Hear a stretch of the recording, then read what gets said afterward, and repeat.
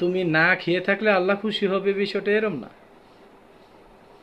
আল্লাহ একমাত্র খুশি হন যে আমি যে বান্দাকে সৃষ্টি করেছি সে আমার উপাসনা করবে, আমার প্রার্থনা করবে, নিজের ভিতরের সকল মোহকে ত্যাগ করবে।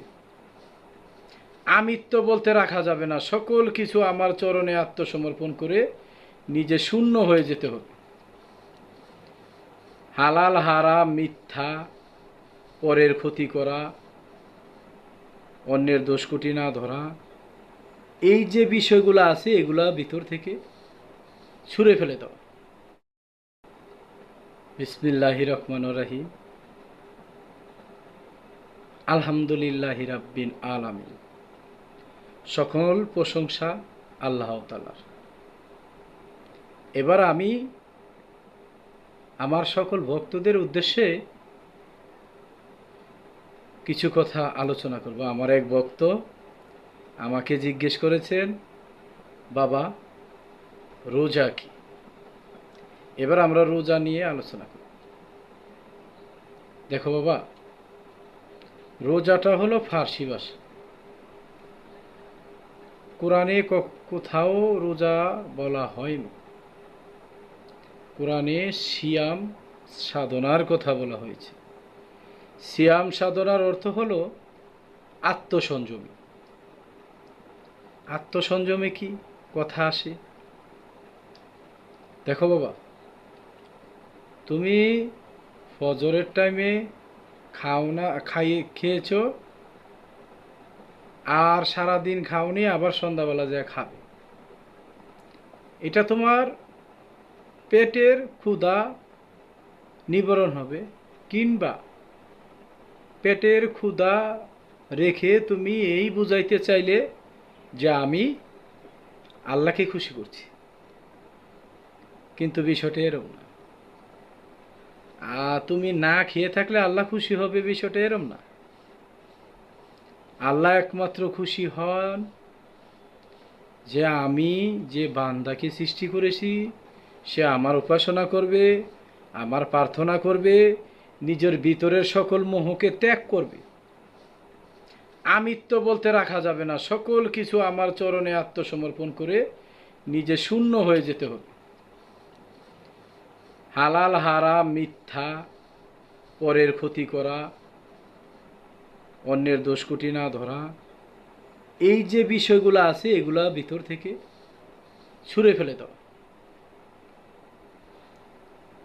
এই একটি মাস, রমজান মাস, সিয়াম সাধনার মাস, মানুষের জীবনে বারবার আসে।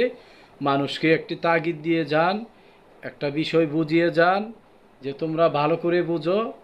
এই সময়ে তুমি প্রতিজ্ঞা করো, আমি সামনে আর কোনো দিন অপকর্ম করব না। আমার দেহের সকল অঙ্গ প্রত্যঙ্গকে আয়ন করব কিংবা আয়ত্ত করব।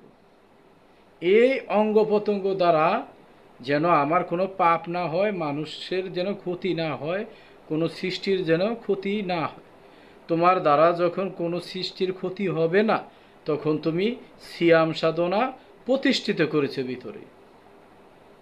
তুমি এখানে না খেয়ে থাকবা, রোজা হয়ে যাবে, আবার মানুষকে মারবা, মানুষের ক্ষতি করবা, মানুষের নামে দুর্নাম করবা, হারাম পয়সা খাবা, মানুষের বিচার আচারে নিয়া ডাইকা তোমার ক্ষমতা আছে বলে তুমি হারাম খাবা। এগুলা করে তুমি আল্লাহকে পাবা না, আল্লাহর বেহেস্ত পাবা না, কিংবা তুমি শান্তিও পাবা না। তোমাকে এই অপকর্ম থেকে বিরত হতে হবে যেই কোনোভাবে।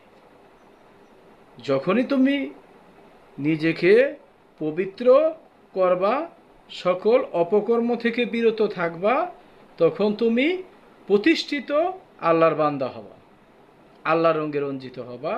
ওই আল্লাহর তো তোমার ভিতরে জাগ্রত হবে। তাই বলি বাবা, সিয়াম সাধনা না খেয়ে থাকার নাম সিয়াম সাধনা। আত্মাকে কষ্ট দিয়ে কখনো আল্লাহকে পাওয়া যায় না। আল্লাহকে পাইতে হলে নিজের ভিতরের সকল খারাপ ইন্দ্রিয় শক্তি ষড়রিপুকে ধ্বংস করতে হবে। আল্লাহ পাক এই কথাই বলায়, কাম ক্রোধ লোহ মায়া লোভ মাৎসর্য এই ষড়রিপুকে ধ্বংস করো। এই ষড়রিপু তোমার ষড়রিপুকে পবিত্র নামক এক পোশাক পরিয়ে দাও। তোমার ভিতরে মনসত্বকে প্রতিষ্ঠিত করো, বিবেককে সঠিক জায়গায় লাগাও, মিথ্যাকে ত্যাগ করো, হারাম খেও না। হারাম খাবা, নামাজ পড়বা, না খেয়ে থেকে রোজা রাখবা, ওইগুলা বাদ দিবে না। এগুলা দিয়ে তুমি ব্যস্ত পাও। হারামের পয়সা দিয়ে অন্তত আল্লাহর পূজা হয় না। নিজেকে প্রতিষ্ঠিত করতে হলে সৎ পথে থাকতে হবে, সৎ পথে ইনকাম করতে হবে, সৎভাবে জীবনযাপন করতে হবে। মিথ্যা দিয়ে কখনো সত্যকে পাওয়া যায় না। আর আমার আল্লাহ হলো সত্য। এই সত্যকে বুঝতে, এই সত্যকে জানতে, সত্যকে চিনতে নিজেকে সত্য হতে হবে। সত্য না হতে পারলে তোমার সকল ইবাদত বরবাদ। আলহামদুলিল্লাহ, বোঝা গেছে। সকল সৃষ্টির জয় হোক। আমার সকল ভক্তবিন্দু ও ভালোবাসার মানুষের জয় হোক, কল্যাণ হোক। সকল অপকর্ম থেকে তারা বিরত থাকুক, মানুষের মতো মানুষ হোক, মানুষের কল্যাণ করার চেষ্টা করুক।